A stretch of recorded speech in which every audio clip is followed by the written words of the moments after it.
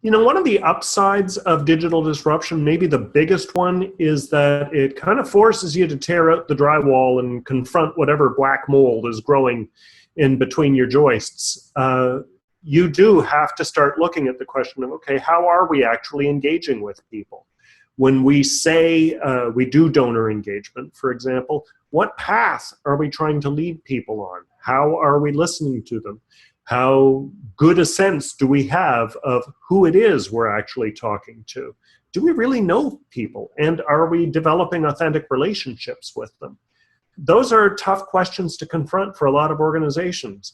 A lot of the time it involves a certain amount of grief and pain before you can finally come to grips with the fact that maybe we could be doing a better job with this audience, or maybe we've been kind of spinning our wheels with these folks and relying on the wrong metrics to measure progress.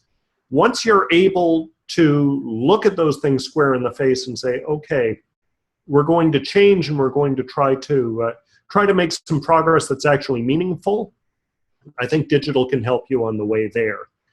But along the way, there's going to be some dust in the air, and there's going to be a certain need for face masks while you remove that mold.